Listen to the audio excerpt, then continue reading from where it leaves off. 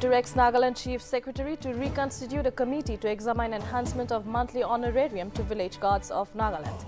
Court gives 1 month time frame to reconstitute the committee while 4 months to determine the benefits. Core Committee of 4 wards of Mokokchung set to impose total vehicular ban on the Dr. Imkomliba Memorial District Hospital Road from December 16. The committee takes decision with 14 days ultimatum to repair the road expiring on Thursday. In view of festive season, Naga Students Federation makes appeal to Southern Agami Public Organization to reconsider the decision of ban of Mao people entering into their areas. SAPO imposed a ban on Mao citizen over issues pertaining to the dispute at Klotsa area. To promote secure digital services and investment opportunities in the Nagaland, the E-Naga Summit 2022 held at the Directorate of Information Technology and Communication in Kohima. Advisor to Information Technology and Communication, Monlumo Kikon says government has a vision of making Nagaland the next IT hub of Southeast Asia. Morocco's sensational run of form in the ongoing FIFA World Cup ends on Thursday as defending champions. France defeats them by 2-0 in the second semi-final clash played at Al Bayt Stadium. France to lock horns with the two-time winners, Argentina, for the second successive triumph on December 18 at Lusail Stadium.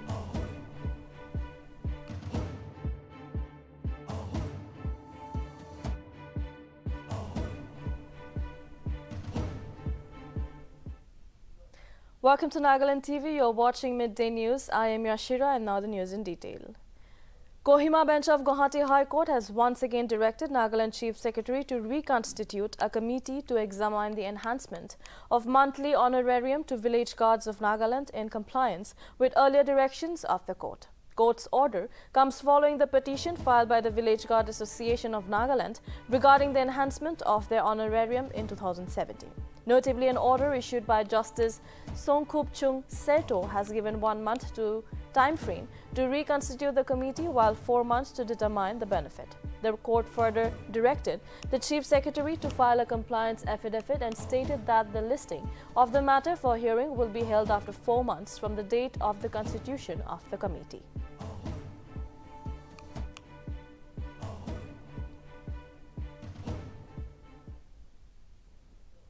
As the 4 days ultimatum to repair Dr. Imkomliba Memorial District Hospital Road is expiring on Thursday, the core committee of the 4 wards, that is Penli, Mejakong, Lijabal Lijan and Artang ward, is set to impose total vehicular ban on the road from December 16. Despite numerous requests from the administration and the relevant department to fix the road right away, nothing had been done.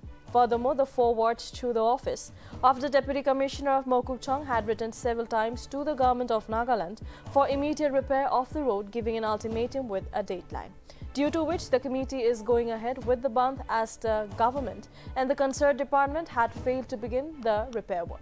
Notably, the committee appealed the Ausenden, Watsumongdang, AKM, All Ward Union, MTLT, MCCI, Media Fraternity, different civil societies and the citizens of Mokokchung town to cooperate and join hands for the benefit of all.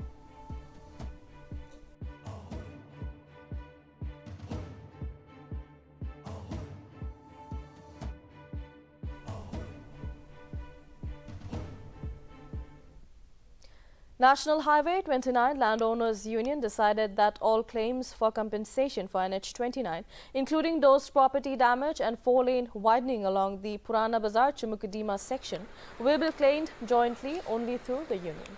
During its general body meeting, which took place on December 13, the union also decided to send 2 of its members to work with the government-instituted verification committee. More than 200 members who attended the meeting also expressed their gratitude for the executive's effort regarding the favourable judgment of the Guwahati High Court in the subject relating to land compensation for 4-lane enlargement.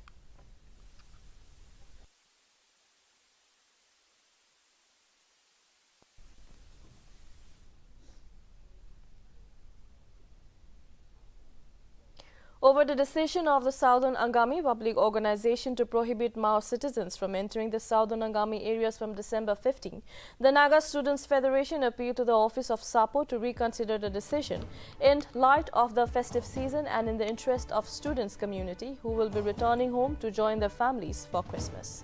It may be mentioned that the organization prohibited Mao citizens over issues pertaining to the dispute at Kalodza area and in order to avoid occurrence of untoward incidents.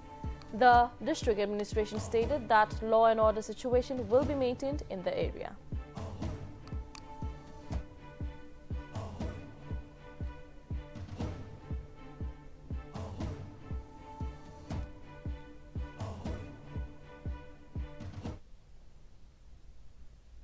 Two simultaneous batches of returning officers and assistant returning officers of the state have started the 4-day certification program on Tuesday at the Administrative Training Institute in Kohima.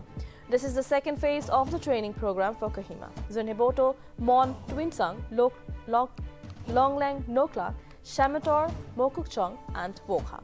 The additional Chief's Electoral Officer, Woko Vito Kize, during the inaugural session highlighted the crucial role played by the officers in the course of the elections. The Deputy CEO, Alila Changt, chaired the program, whereas Joint CEO Sharon Longchari delivered the vote of thanks. Furthermore, the Election Commission of India's resource persons and national-level master trainers are conducting the training program.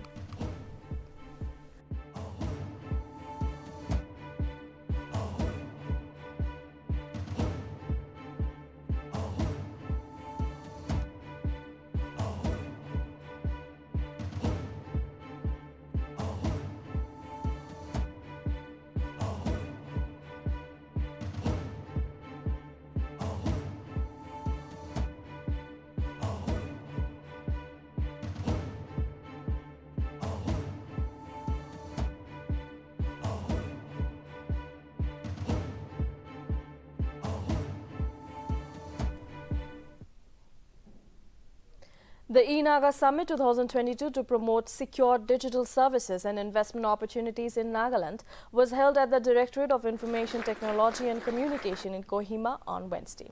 Notably, the summit was held under the theme towards promotion of secure digital services and investment opportunities in the state of Nagaland. Addressing the gathering, Advisor to Information Technology and Communication, Mon Lumo Kikon, said that in line with the Chief Minister's vision to attract investment to the state, the eNaga Summit 2022 is envisioned to build a foundation required to identify the existing gaps, incubate ideas and devise solutions significantly in digital services and opening up of investment opportunities in the state of Nagaland, and aims to explore, promote and felicitate all possible investment opportunities for development in the state.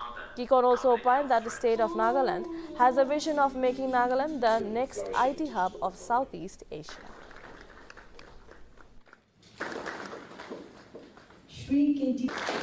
Our objectives: creating not just e-governance or IT culture, but enabling us to take advantage of the huge opportunities that IT sector brings in. Today, as our Principal Secretary has already mentioned, the theme has been designed to address the specific needs of the state in this time. To attract investment in the state has ensured that a lot of events like this are happening, and where we engage not only with our citizens but with also experts and companies from other parts of the country who come and also collaborate with the state government to identify our gaps, to incubate ideas and then to devise solutions to the challenges that we face. Some of the example, for instance, in August of this year, we've had the Nagaland CSR and Investment Conclave. No less than Srimati Nirmala Sitharamanji came to grace the event, and in the process, she made very important points. One, of course, to the credit of our state, she acknowledged the uh, depth of talent that is there in Nagaland in the IT sector, and she said she will marry that with the investment opportunities, and she will personally ensure that companies come and engage with the people here, especially in digital marketing, IT and ITES sector, by also identifying that this is the future of our economy. Government and Indian government, they are signing one free trade agreement which is worth 52 billion pounds. First time UK fruits will enter India without any duty. So vice versa, for bilateral trade, we can bring Nagaland fruits to UK also. Like you have kiwis, pineapple and dragon fruit, the main ones. Another sector where we'll be interested in investing is power sector, renewable energy. Third sector which we might consider is climate control. Though Nagaland is free of pollution, but still there is a lot of to be done. Basic infrastructure is not available. Traveling from Dimapur to Kohima, halfway road is very good, but still we need further investments for clearing the roads. Our objective.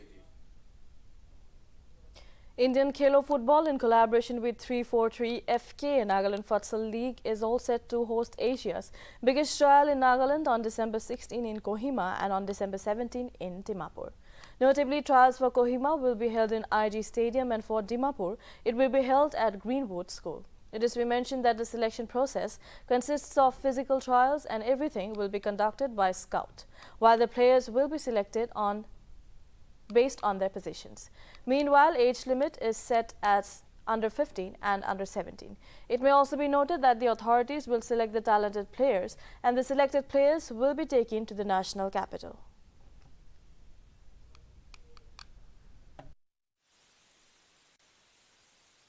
In Nagaland, and we aim to create platforms for players to provide visibility to the hidden talents in the Northeast region. Basically a non-profit initiative which was started in 2020 with the sole objective to create a structured career path for aspiring football players in India.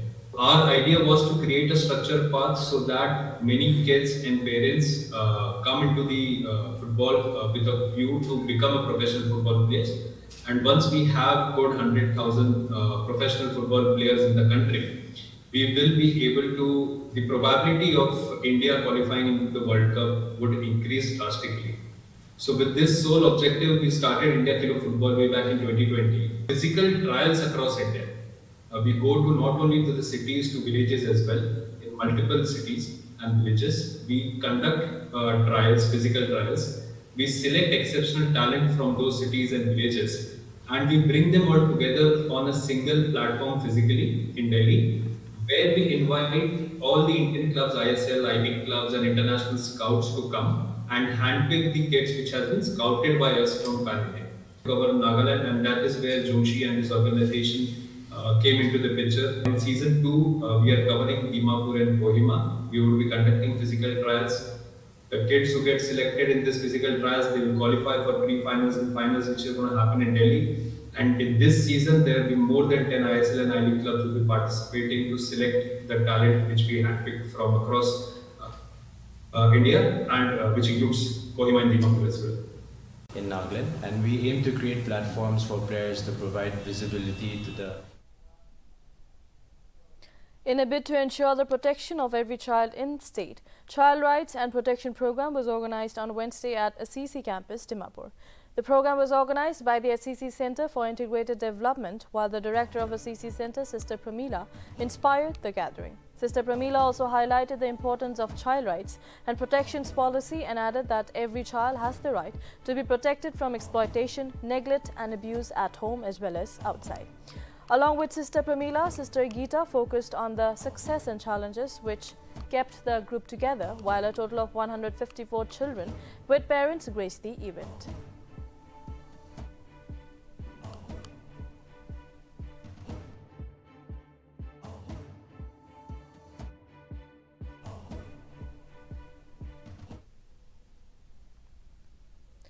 The Indian Air Force is slated to carry out a two-day consolidated training exercise in the northeast on Thursday with an aim to check the combat readiness of its aircraft. It may be noted that the exercise is taking place at a time when a face-off between Indian and Chinese troops at the Tawang sector in Arunachal Pradesh took place last week along the line of actual control. The IAF officials, however, said that the exercise was planned much before the face-off between the Indian and Chinese armies, and it is not related to the incident. Reportedly, IAF's frontline fighter jets including Sukhoi 30 MKIS and Rafale jets will be part of the exercise besides several other platforms deployed in the region.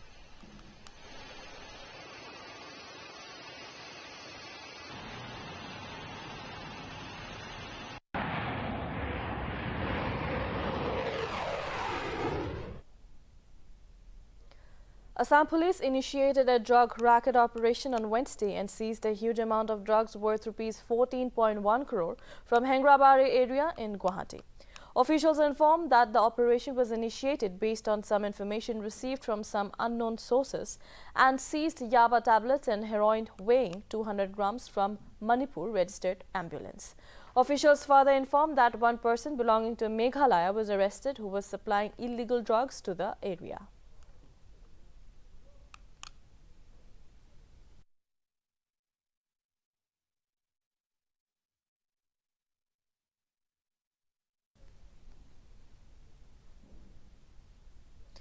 With the ongoing Parliament winter session entering day 7 on Thursday, Lok Sabha sessions resumed at 11 a.m. followed by Rajya Sabha that resumed at 11:30 p.m.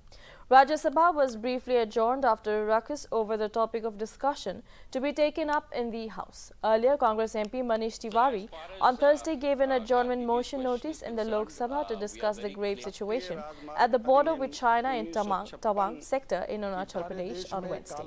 The opposition walked out from both the houses after their demand for discussion over the recent clashes with Chinese troops in Tawang were rejected. Meanwhile, the lower house is scheduled to consider pass 3 bills in today's session that include the Anti-Maritime Piracy Bill 2019, the Constitution Scheduled Tribes Order 2nd Amendment Bill 2022 and the Constitution Scheduled Tribes Order 3rd Amendment Bill 2022. While on the other hand, the upper house intends to hold a short duration discussion on global warming. We brought to the notice and discussed on the floor of the House. Like that reply was on total actions. This was about. तो जो notice उस decision के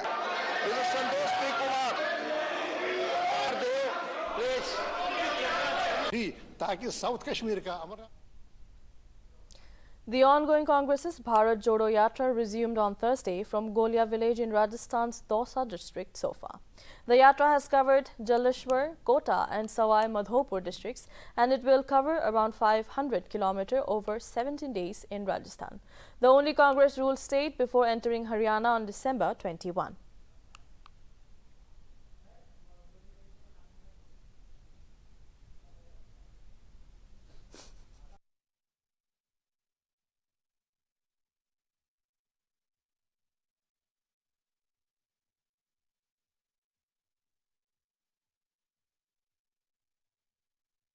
Third consecutive day, the air quality index of the national capital remained in the moderate category, rising to a reading of 197 on Thursday. While the AQI is expected to remain in the moderate range, it will deteriorate to poor category by Friday and very poor by Saturday. Meanwhile, the national capital region, Noida's AQI stood at 136 under moderate category and Gurugram recorded an AQI at 160 under moderate category as well.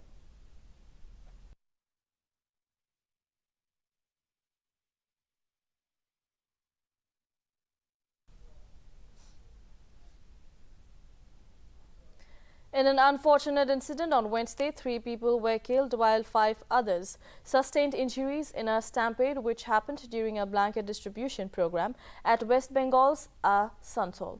Former Asansol mayor and Bharatiya Janata Party leader Jitendra Tiwari had organized the program where the leader of the opposition Suvendu Adhikari was present as chief guest.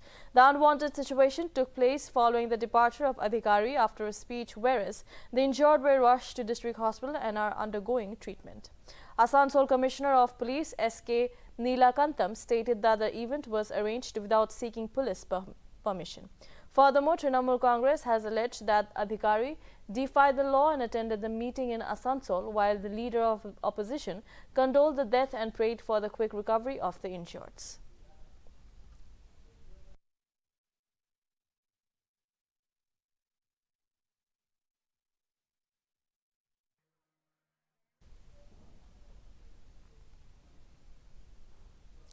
External Affairs Minister S. Jaishankar, who is on a two-day visit to United States, met UN Secretary General Antonio Guterres on Wednesday and exchanged views on working together during India's G20 presidency.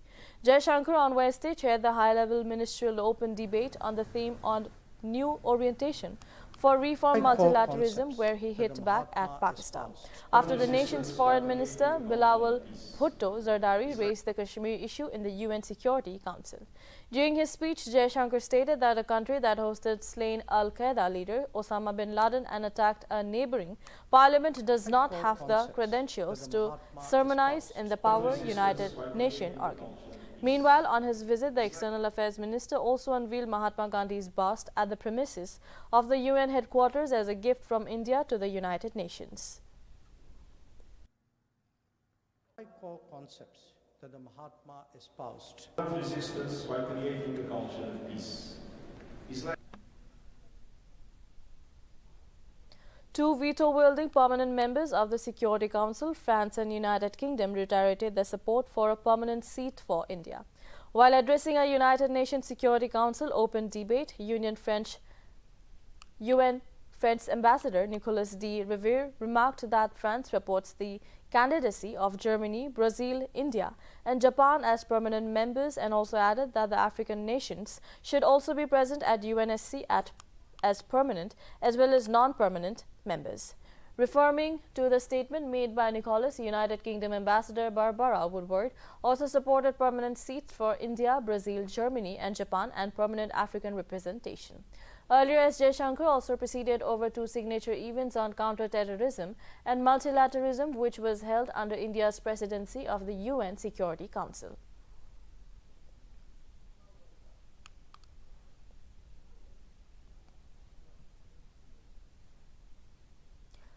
Morocco's sensational run of form in the ongoing FIFA World Cup ended on Thursday as defending champions France defeated them by 2-0 in the second semi-final clash played at Al Bayt Stadium. France also broke the formidable Moroccan defense, which had conceded just one goal in the tournament until semi-final, where Theo Hernandez and Randall Kolo Muani scored the goals. The heavyweights France and Argentina will face each other in the World Cup final for the first time on Sunday at Lusail Stadium.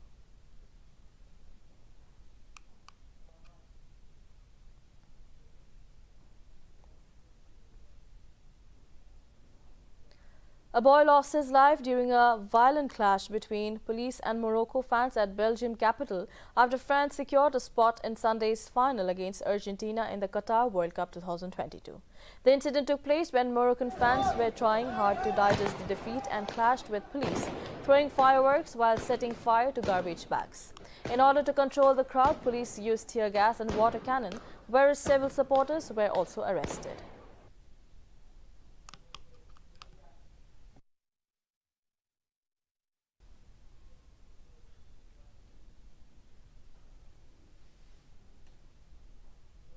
In the second day of the first test against Bangladesh, India is currently batting at 385 for the loss of 7 wickets after a disappointing innings from the top order on day 1 at Chattogram Zahur Ahmad Chaudhary Stadium.